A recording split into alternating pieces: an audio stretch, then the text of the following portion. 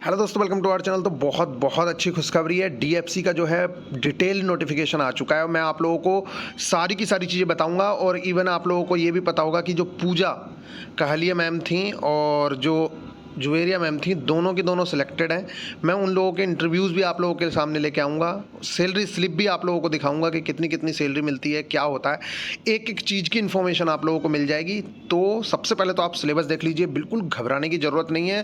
पूरा का पूरा सिलेबस जैसे अभी आप लोग ग्रुप डी दे के निपटे हो, जैसे आप एएलपी की तैयारी कर रहे हो, वही सारी चीज़ें हैं। और मैं आप लोगों से पहले से ही कह रहा था कि जो लड़के इस टाइम एएलपी की तैयारी, टेक्नीशियन की तैयारी कर रहे हैं, लड़के या लड़कियां, उन लोगों को निश्चित तौर से आगे बहुत सारी वैकेंसीज में बेनिफिट मिलने वाले हैं। अब आप देख लो, आपका सिलेबस लगभग दोबारा से कंप्लीट होने को है और जिन्होंने तैयारी नहीं की है उनका जीरो पड़ा हुआ है। और अब पेपर अगर ये जल्दी से ले लेंगे तो आप बताइए कि किन लोगों का फ़ायदा होने वाला है।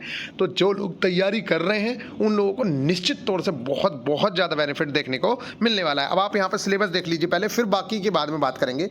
इसलिए मैं कह रहा हूँ कि सब लोगों को फॉर्म फिलअप करना ही करना है। आप एक बार यहाँ देखिए इन्होंने क्या दिया हुआ है। फर्स्ट स्टेज जो सीबीटी है, अगर मैं इसकी बात करूँ, ये देखिए यहाँ first stage CBT 100 multiple choice objective questions होंगे, 1/4 की यहाँ पे माइनस मार्किंग है। और अगर बात करें यहाँ पे तो पूरा का पूरा क्वेश्चन देखिए, यहाँ 90 मिनट्स यहाँ पे दिए हुए हैं।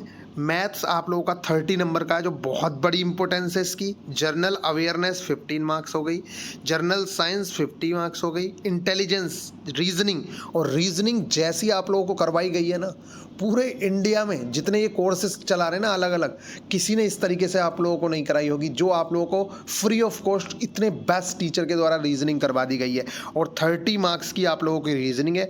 10 नंबर की जो ये है, जो रेलवे की नॉलेज आती है, ये आप 3 से 4 पेजेस हैं इसकी, अगर उन्हें पढ़ के चले जाओगे, मैंने जैसे पता किया है तो 3 से 4 पेजेस हैं, अगर उनको पढ़ के चले जाओगे। अगर आपने चैनल को अभी तक सब्सक्राइब नहीं किया, कर लेना, क्योंकि सारा का सारा कंटेंट आप लोगों को आगे बताया भी जाएगा। इंटरव्यू के थ्रू आप लोगों को जितनी चीज़ें वो लोग बताएंगी, दोनों की दोनों जो भी चीज़ें बताएंगी, वो सारी की सारी चीज़ें आप लोगों के पास दे दी जाएंगी। फिलहाल एक चीज़ की थोड़ी सी प्रॉब्लम आ रही है, अगर आप में से किसी को नॉलेज हो तो बताना।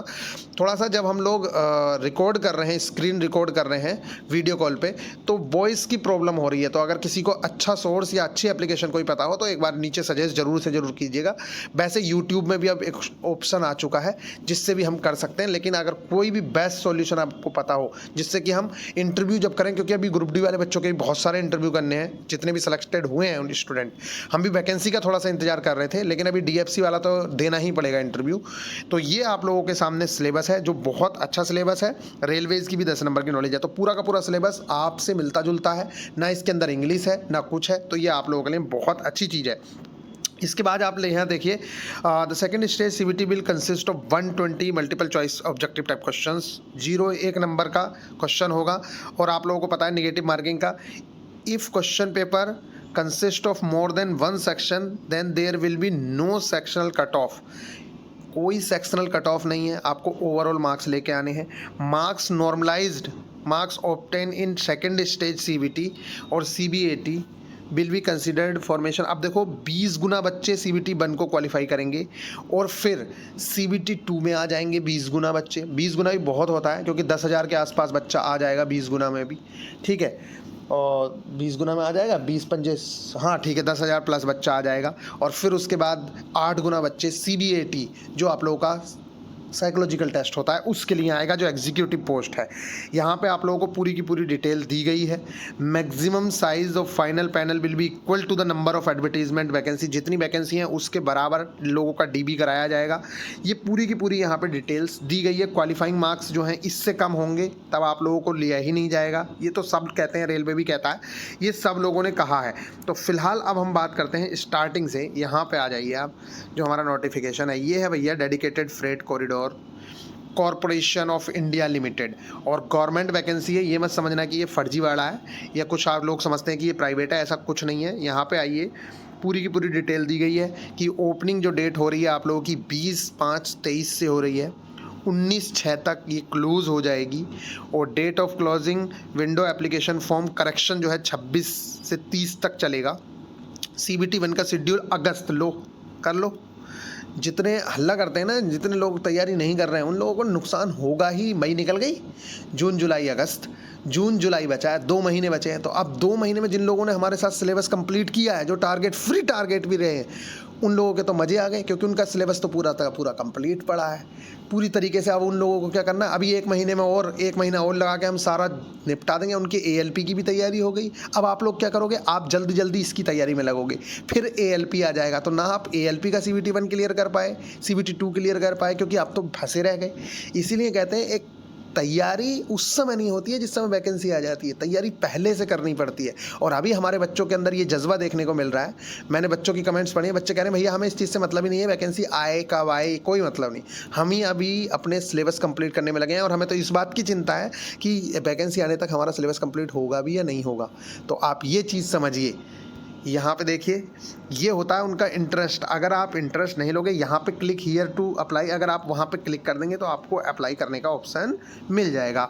ये वाली चीज़ आ गई। अब इसके नीचे अगर बात करें तो आप लोगों का एज वगैरह दे रखी है, वैकेंसीज़ दे रखी हैं। देखो एग्जीक्यूटिव की जो पोस्ट हैं वो ये हैं, इसकी बहुत अच्छा, मतलब मैं आप लोगों को बताऊँ, यहाँ पे आप लोग जो एग्जीक्यूटिव की पोस्ट है उसमें 3 ईयर का डिप्लोमा वाले भी अप्लाई कर सकते हैं, और भी बहुत सारे हैं। और यहाँ पे अगर बात करें इलेक्ट्रिकल में, तो यहाँ भी 3 ईयर डिप्लोमा इलेक्ट्रिकल वाले कर सकते हैं, मैकेनिकल वाले भी कर सकते हैं। यहाँ पे आप लोग देखिए executive operating business management development, तो इनका जो है graduation with not less than 60% यहाँ पे मांगी गई है। अगर यहाँ पे बात करें एग्जीक्यूटिव फाइनेंस की बात करें तो भी दिया हुआ है। ह्यूमन रिसोर्स की बात करें, एग्जीक्यूटिव इंफॉर्मेशन टेक्नोलॉजी का दिया हुआ है। ये बहुत अच्छा है। जूनियर एग्जीक्यूटिव की पोस्ट आ गई है भैया, ये काफ़ी ज़्यादा पोस्ट है। तो इसमें आप लोगों की क्वालिफिकेशन यहाँ पे दी हुई है, देख सकते हो। Matriculation with not less than 60% marks plus 2 year duration course completed act apprenticeship या ITI approved by SCBT NCBT in the trade of electrician, wireman, electrician, power।